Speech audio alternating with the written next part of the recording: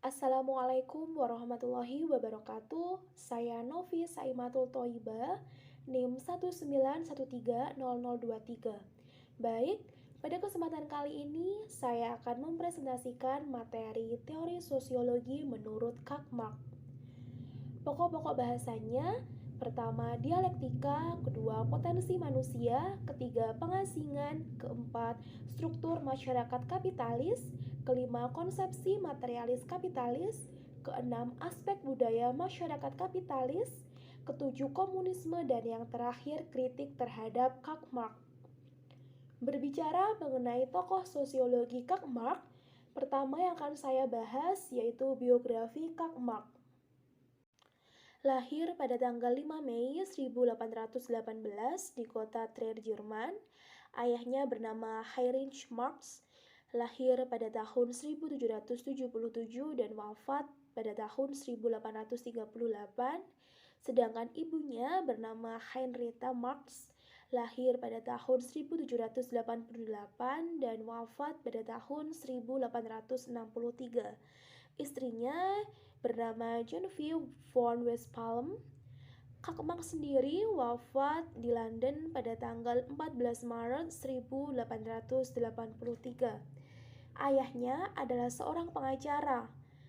Kedua orang tuanya berasal dari keluarga rabi, tetapi karena alasan-alasan bisnis, sang ayah telah berpindah agama ke Lutheranisme ketika Karl Marx masih sangat muda. Selanjutnya, dialektika. Ide filsafat tentang dialektis. Ide dasarnya adalah sentralitas kontradiksi. Marx juga menerima arti penting kontradiksi untuk perubahan historis. Hal ini dapat dilihat dalam rumusannya yang terkenal seperti kontradiksi kapitalisme dan kontradiksi kelas. Marx tidak percaya bahwa kontradiksi ini dapat diselesaikan dalam pemahaman kita, yaitu dalam pikiran kita. Sebaliknya, bagi Marx ini adalah kontradiksi yang nyata dan ada.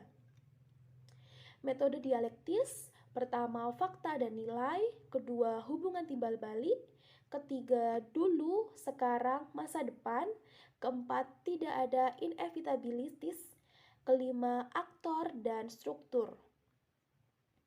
Pertama, fakta dan nilai. Dalam analisis dialektik, nilai-nilai sosial tidak lepas dari fakta sosial.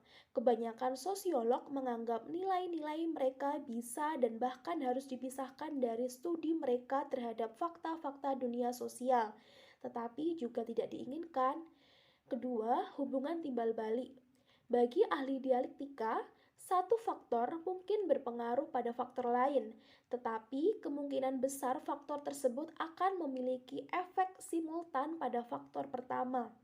Pemikiran semacam ini tidak berarti bahwa ahli dialektika tidak pernah mempertimbangkan hubungan sebab akibat dalam dunia sosial. Ketiga, dulu, sekarang, masa depan. Hubungan realitas kontemporer dengan fenomena-fenomena sosial masa lalu dan masa yang akan datang memiliki dua implikasi yang terpisah terhadap sosiologi dialektis. Keempat, tidak ada inevitabilitas. Pandangan dialektis tentang hubungan antara masa kini dan masa depan tidak perlu menyiratkan bahwa masa depan ditentukan oleh masa kini. Terence Ball 1991 menggambarkan Marx sebagai seorang yang meyakini kesempatan politis ketimbang kepastian sejarah. Kelima, aktor dan struktur. Pemikir dialektis juga tertarik pada hubungan dinamis antara aktor dan struktur sosial. Marx pasti selaras dengan interaksi yang sedang berlangsung antara tingkat utama analisis sosial. Inti pemikiran Marx terletak pada hubungan antara manusia dan struktur skala besar yang mereka ciptakan. Potensi manusia. Marx membangun analisis kritisnya terhadap kontradiksi masyarakat kapitalis berdasarkan premis-premisnya tentang sifat dasar manusia, hubungannya dengan pekerja, dan potensinya bagi alienasi di bawah kapitalisme. Marx percaya bahwa ada kontradiksi nyata antara sifat dasar kita dan cara kita bekerja dalam masyarakat kapitalis. Ketika berbicara tentang potensi umum manusiawi kita, Marx sering menggunakan istilah makhluk hidup. Yang dimaksud dengan ini adalah potensi dan kekuatan yang secara unik dimiliki manusia dan yang membedakan manusia dari spesies lain. Bagi Marx, keberadaan spesies dan potensi manusia terkait erat dengan kerja. Pengasingan. Marx percaya bahwa ada hubungan yang melekat antara kerja dan sifat manusia. Dia berpikir bahwa hubungan ini diselewengkan oleh kapitalisme. Dia menyebut keterasingan hubungan sesat ini. Marx menggunakan konsep keterasingan untuk mengungkapkan efek menghancurkan dari produksi kapitalis pada manusia dan masyarakat. Keterasingan adalah contoh kontradiksi yang menjadi fokus pendekatan dialektis Marx. Struktur masyarakat kapitalis, komoditas, fetisisme komoditas, kapital, kapitalis dan proletariat, eksploitasi, konflik kelas dan kapitalisme sebagai hal yang baik. Komoditas, seperti yang dikatakan George, masalah komoditas adalah masalah sentral struktural masyarakat kapitalis. Pandangan Marx tentang komoditas berakar pada orientasi materialisnya, dengan fokusnya pada aktivitas produktif para aktor. Fetisisme komoditas. Komoditas adalah hasil kerja manusia, tetapi dapat dipisahkan dari kebutuhan dan tujuan penciptanya. Bagi Marx, fetisisme komoditi tampak dalam cara pertukaran nilai guna sebagai eksistensi asli suatu benda pakai dan nilai tukar dalam sistem kapitalisme. Di dalamnya terjadi substitusi antara sesuatu yang abstrak dengan sesuatu yang konkret, mistifikasi komoditi. Kapital, kapitalis, proletariat. Dua tipe utama yang menjadi perhatian Marx adalah proletariat dan kapitalis. Proletariat merupakan pekerja yang menjual tenaga mereka dan tidak memiliki alat produksinya sendiri. Mereka tidak memiliki peralatan atau pabrik sendiri. Kapital adalah orang yang menghasilkan lebih banyak uang. Lebih dari itu, Marx menjelaskan uang menjadi kapital hanya karena hubungan sosial antara di satu sisi proletariat yang bekerja dan harus membeli produk dan di sisi lain mereka yang telah menginvestasikan uang. Kapitalis adalah mereka yang memiliki alat-alat produksi. Kapitalis adalah mereka yang hidup dari keuntungan kapital. Mereka adalah penerima manfaat dari eksploitasi proletariat. Dalam gagasan kapital terkandung hubungan sosial antara mereka yang memiliki alat-alat produksi dan mereka yang upah kerjanya dieksploitasi. Eksploitasi adalah bagian penting dari ekonomi kapitalis. Semua masyarakat memiliki eksploitasi, tetapi yang khas dalam kapitalisme adalah bahwa eksploitasi dilakukan oleh sistem ekonomi yang impersonal dan objektif. Marx pada dasarnya berpendapat bahwa struktur dan etos kapitalisme mendorong kapitalis ke arah akumulasi kapital yang semakin banyak. Mengingat pandangan Marx bahwa tenaga kerja adalah sumber nilai, para kapitalis diarahkan untuk mengintensifkan eksploitasi proletariat. Dengan demikian memicu konflik kelas. Konflik kelas bagi Marx selalu diartikan sebagai potensi konfliknya. Individu membentuk kelas sejauh mereka berada dalam konflik yang sama dengan orang lain atas nilai lebih. Dalam kapitalisme, analisis Marx menemukan dua kelas utama, yaitu bourgeoisie dan proletariat. Konflik antara bourgeoisie dan proletariat adalah contoh lain dari kontradiksi material yang nyata.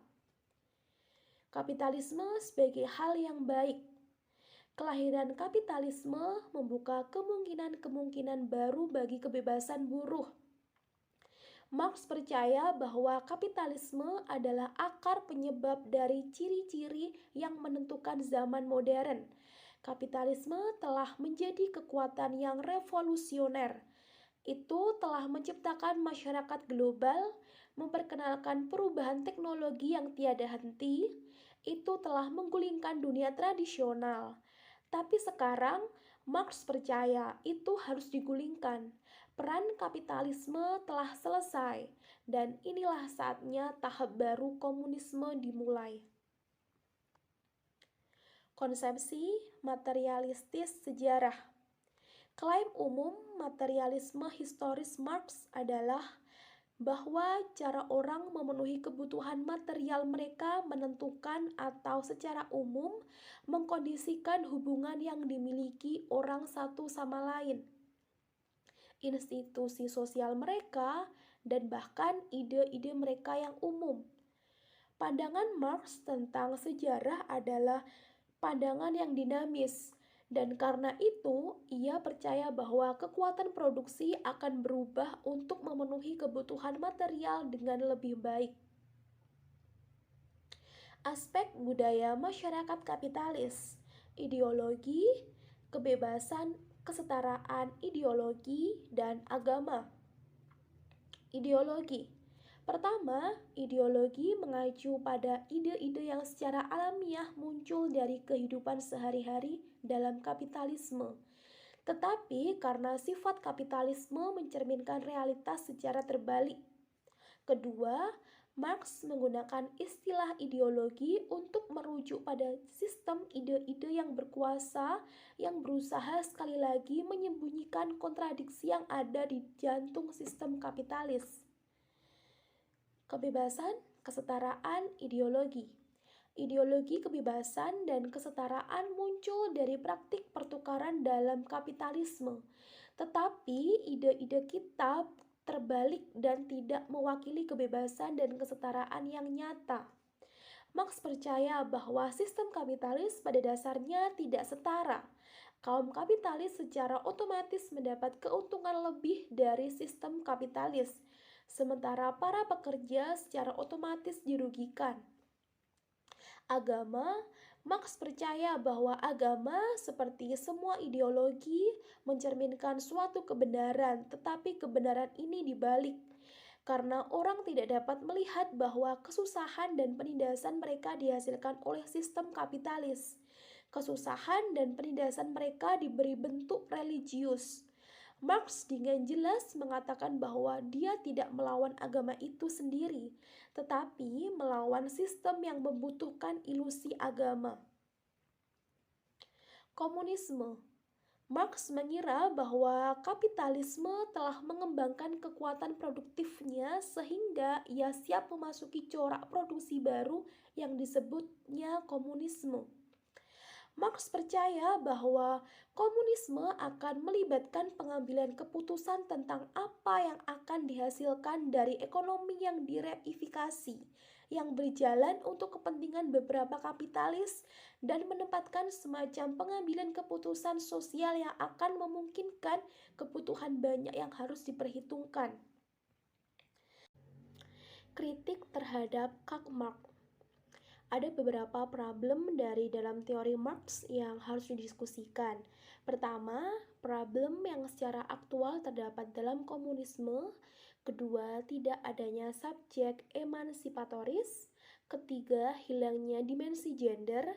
Keempat, Marx melihat ekonomi sebagai sesuatu yang dikendarai oleh produksi dan mengabaikan aturan konsumsi. Kelima, sebagian menganggap Marx tidak kritis dalam menerima konsepsi kemajuan Barat sebagai sebuah problem. Untuk yang pertama, problem yang secara aktual terdapat dalam komunisme. Kegagalan masyarakat komunisme dan perubahannya menjadi ekonomi yang lebih berorientasi kapitalis memaksa kita mempersoalkan apakah makna semua ini bagi peran teori Marxian. Ide-ide Marx kelihatannya telah diuji dan ternyata gagal. Problem kedua yang sering dikemukakan adalah tidak adanya subjek emansipatoris. Inilah ide baru teori Marx menempatkan proletariat di jantung perubahan sosial yang akan menggiring kepada komunisme. Namun, pada kenyataannya, proletariat jarang memperoleh posisi ini dan sering termasuk ke dalam kelompok-kelompok yang menentang komunisme. Problem ketiga adalah hilangnya dimensi gender. Salah satu poin utama teori Marx adalah bahwa kerja menjadi sebuah komoditas di bawah kapitalisme. Sementara pada fakta historisnya ini lebih sedikit terjadi pada wanita ketimbang laki-laki. Untuk tingkat yang lebih luas, kerja laki-laki yang diupah tergantung pada kerja wanita yang tidak diupah. Sebab pertumbuhan tenaga kerja tergantung kerja wanita yang tidak diupah. Problem keempat adalah bahwa Marx melihat ekonomi sebagai sesuatu yang dikendarai oleh produksi dan mengabaikan aturan konsumsi. Fokusnya pada produksi menggiringnya untuk memprediksikan bahwa masalah-masalah efisiensi dan pemotongan upah akan mengiring pada proletarianisasi, peningkatan alienisasi, dan semakin meruncingnya konflik kelas. Terakhir, sebagian menganggap Marx tidak kritis dalam menerima konsepsi kemajuan Barat sebagai sebuah problem. Marx percaya bahwa mesin sejarah adalah manusia yang selalu meningkatkan eksploitasi terhadap alam demi kebutuhan-kebutuhan materialnya. Di samping itu, Marx yakin bahwa hakikat manusia adalah kemampuannya untuk mengelola alam demi mencapai tujuan-tujuannya. Asumsi inilah yang barangkali jadi penyebab banyaknya krisis lingkungan saat ini dan di masa mendatang. Sekian dari saya, terima kasih. Wassalamualaikum warahmatullahi wabarakatuh.